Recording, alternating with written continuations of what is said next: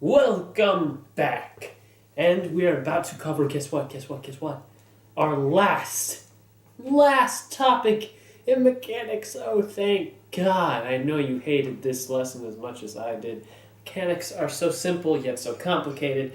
But once we're done with this, we're able to move on into the bigger and better things like thermodynamics and waves and oscillations. Woo, I know you're so excited.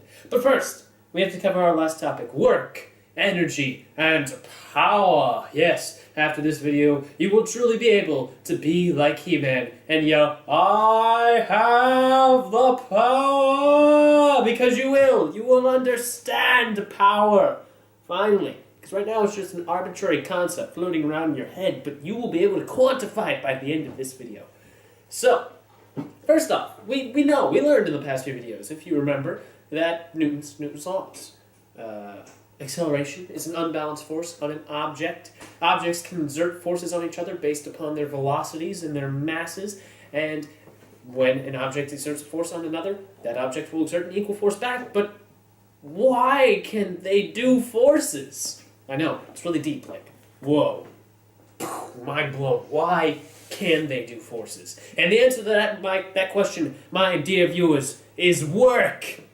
No, not like the song. Not work. Work as in work equals the force applied multiplied by the change in distance multiplied by the cosine of the angle to the x-axis.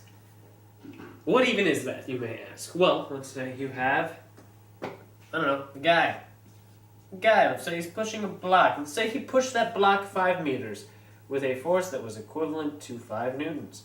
And he pushed it forward. So that makes our angle to the x-axis 0. So that whole side of the equation, cosine theta, just kind of dies.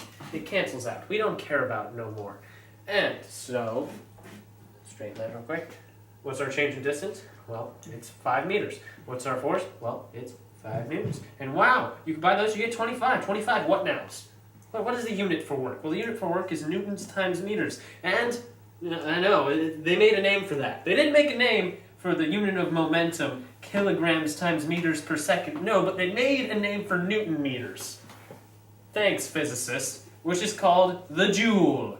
Joules. 25 joules of work was done upon this object. It is work that allows us to do force over distance. It's literally the force done per unit of distance. Bam. And so, that's basically work in a nutshell. That's all you really need to know about doing work. We can do a bunch more examples. We can get into if you're doing work at an angle, you have to take the angle to the x-axis and put it into that cosine theta part of the formula. We could get into how work can be negative because work, my friends, is a vector. Yes, so let's say if you're doing work in that direction, it's going to be negative work, folks, because that's a negative direction. But other than that, work is a pretty simple concept. But now, get ready to get really meta. What allows us to do work? Done.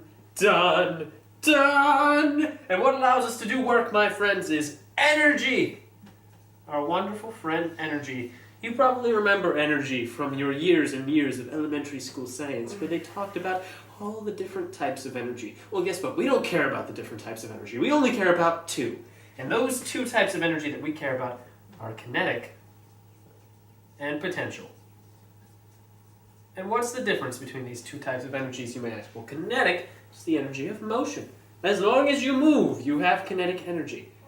Now, there must be a corresponding energy to kinetic energy. That's potential energy. If you're not moving, you have energy simply by virtue of your position. You have the potential to be moving. If you're on a very high ledge, you have the potential to be falling down. So you have a lot of potential energy. It's kind of a weird concept, but we have it nonetheless. Now, these have equations. Kinetic energy, which we'll label as Ke, its formula is 1/2 mass times velocity squared. Where the heck did that come from? I can hear you ask. Fine, you want me to derive the formula for kinetic energy? Fine, I'll do it. So, let's go. We've got force, Newton's second law, force equals mass times acceleration. Well, what do we know? We know that work equals force times the change in distance.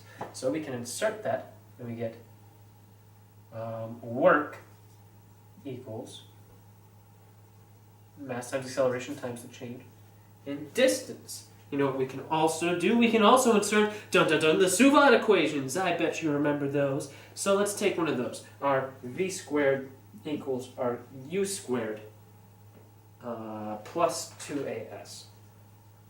Now, if we want to find our constant kinetic energy, we have to assume that our acceleration is also constant, because if it wasn't, our kinetic energy would be changing. So if we assume that the acceleration is constant, we can now simplify this to v squared equals 2as, because our initial velocity is going to be 0, and then we can further simplify that into v squared over 2 equals as, and wouldn't you know, we have an as right there.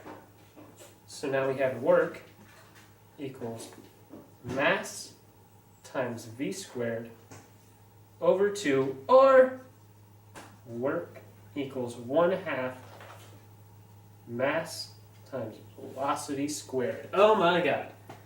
But Lucas, you cry. That's work. Well, guess what, my friends? Boom, it's time for a revelation. You know how work is in joules? That's the same unit we use for energy. Ah! And so work and energy are practically equatable, at least in this instance. But enough about kinetic energy. You want to know about potential energy. I know you do. You want to know about the boring one. Everybody does. Well, we can split potential energy solid into two categories for now. Gravitational potential energy and elastic potential energy. Now, why do we have these two? Well, gravitational potential energy is pretty simple. It's like I mentioned yesterday. If you're standing on a really high ledge, you have the potential to fall. Why do you have the potential to fall? Because gravity, doofus. That gravity is pulling you down. It wants you to fall. It wants you to go deep down to the center of the earth and stay there. And thusly, we have an equation for that. Your mass times the gravitational constant for wherever you are. On Earth, it's 9.81. On another planet, it's something else. We don't really care. Times your height, your vertical displacement, how far away you are from the center of gravity that is enacting its gravity upon you. That's pretty straightforward. And then we have elastic potential energy, which is equivalent to 1/2 the k multiplied by the displacement squared. What, you say? Well, let's equate this once more to work. Let's say work equals 1/2 kx squared. And while we're at it, let's look at work in graphical format. Work is going to be equation equal to, if you have a force over displacement graph, it's going to be the area under that. Bam, that's your work. Now, the problem with elastic things, and when I refer to elastic things, I am referring to things like springs, rubber bands, things that stretch and compress and do things like that. The problem with them is that they don't have a constant force acting on them. As you may well know from messing with springs your entire life, I know you do it, I do it too. The further apart you pull a spring, the harder it gets to do it. You have to enact more force. The force is ever-changing. It's not constant like it is with dear-old gravity. And so instead of looking like that, our wonderful square, the graph is instead going to look like this. Oh no! We don't know how to calculate work for that. Well, yes we do, because it's the area. And so, we must remember our formula for the area of a triangle. 1/2 base times height. Base is going to be force. Height is going to be force. Base is going to be displacement. And, 1/2. But, unfortunately for us, I don't know what that hypotenuse is. Well, our good friend Hooke, yes, his name was Hooke, not Captain Hook from Peter Pan, there was an actual physicist named Hooke, determined what the hypotenuse would be. He called it the spring constant. K. Now, what is the spring constant? It is, in essence, the springiness of your spring. How springy is your spring? How bouncy is your spring? That's really the only way you can describe it. And your number is going to be different for every spring. So we assume that our work done is equal to 1/2 the force multiplied by the change in displacement. But wait, this is our hypotenuse, this is this line here, this is the slope. So now we can also assume that K is equal to force over change in distance. We insert that into there, and we get work equals 1/2. If we assume that k is force over distance, we insert a wonderful, wonderful k into there. Well, based on this, we can assume that force equals kx squared, kx. So we insert that into there, 1/2 k. What is change in displacement multiplied by change in displacement? Well, it's change in displacement squared, folks, and there's your equation. And once again, we insert that work into energy, and we turn it into there. And there's your basic equations for energy. But what use is that? Why do we need to understand energy? Well, because energy is what allows us to do force. You can't have force without energy. And calculating the energy also allows us to calculate power, which is useful when you're talking about energy, but we'll move on to power later. For now, you need to know something about energy that you probably already know. The law of conservation of energy. And what is that? That's when you put energy in, you need to have the same amount of energy coming out. Energy cannot be created, nor can it be destroyed. It's one of the fundamentals of physics. Unless you're talking about quantum physics where everything goes out the window. But for now, we're assuming that that is always true. And so, if you have kinetic energy going in, you must have the same amount of kinetic potential, whatever type of energy coming out. And that allows us to determine many, many, many different things. It allows us to determine the amount of work that you have on one side of an example when you had a certain amount of energy coming in from the other side. It's very useful. So let's take, for example, let's erase all of this, you already know all of that. Let's say, for example, you have a ball! We love balls here in physics. Don't take that the wrong way.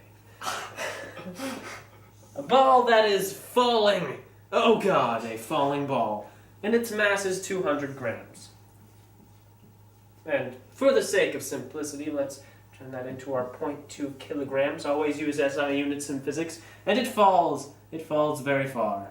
At a velocity of 2 meters per second. Yes, it does. And so, it falls to the ground, and it bounces back up. So now we know that it has kinetic energy, right? Yes, we do. But we want to know how high it was when it fell. So we don't really care about the bouncing back up, right? But we want to know how high it was when it fell. Well, what's our equation for kinetic energy, right? Your kinetic energy equals 1/2 your mass times your velocity squared. We square that velocity, we get 4 multiplied by your mass, 0.2, if I take the handy dandy calculator here.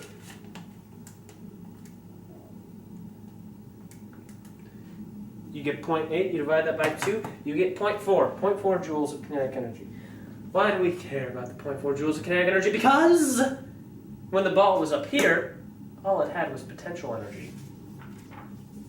And because of the law of conservation of energy, we know that the kinetic energy down here is equivalent to the potential energy up there. So we put our 0.4 joules and we equate it to our equation for gravitational potential energy. And we want to know the height. Well, 0.4 over your mass, which is 0.2 multiplied by your gravitational constant of 9.81. Oh my gosh.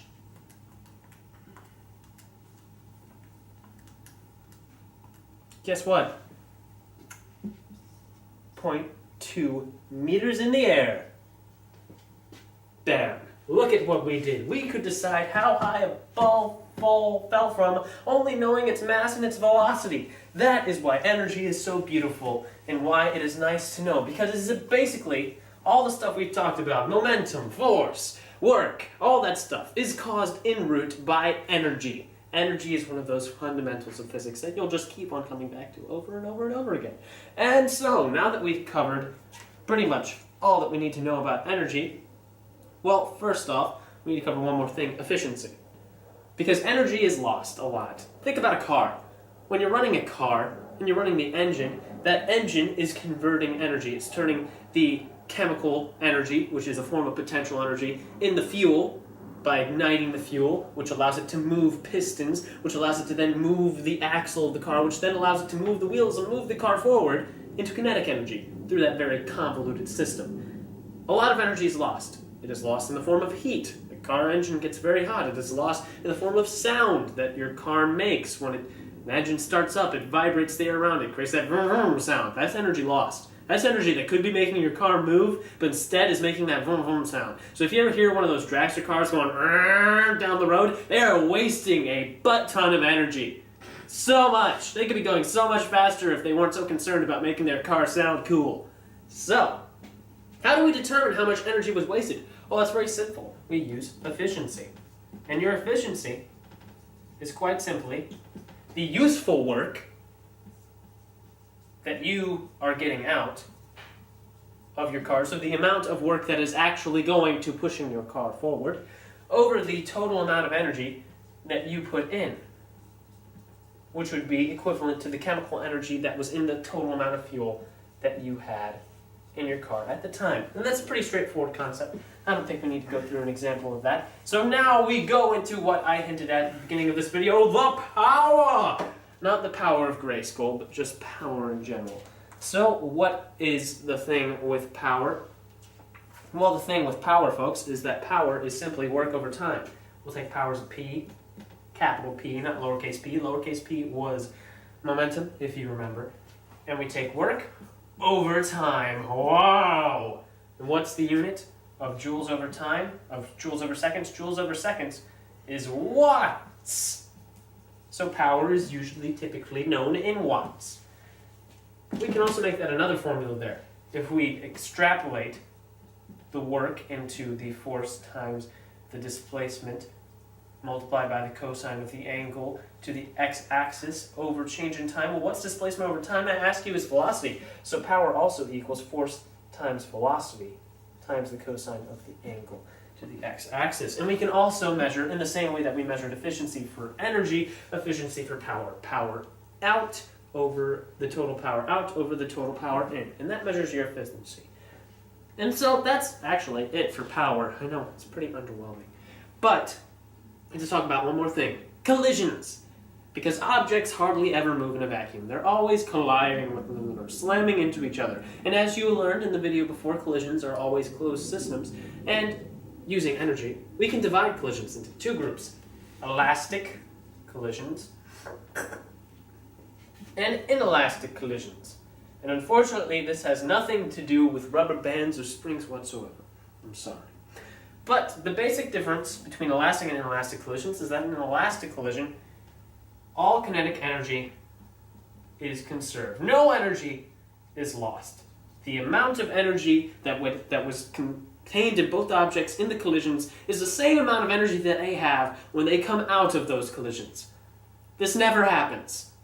Ever. Unless you're talking about particle physics, which you don't want to be talking about. It's so complicated.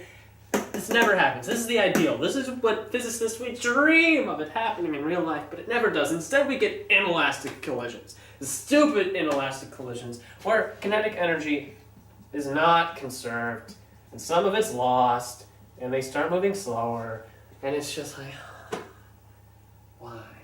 Why do we have to deal with our stupid inelastic collisions? And so, basically, well, why do we need to care about this? Why do we care about the difference? Well, because inelastic collisions are inefficient, while elastic collisions are completely efficient. And when you're thinking about elastic and inelastic collisions, well, the first thing you need to know is that, as with all collisions, momentum, our lowercase p, is conserved across all collisions. So it's very useful. But with elastic collisions, you can use conservation of energy because all the energy is conserved. With inelastic collisions, because some of that energy is lost to sound or light or heat or whatever, you can't necessarily use that. You have to use your conservation of momentum instead. And that's the big difference here when it comes to energy. And that is all I wanted to cover today. And so, next video, I know we've been talking about a lot of concepts, so next video is just going to be solely mechanical examples. We're going to cover examples of mechanics to help you understand how to run the numbers. See you next time.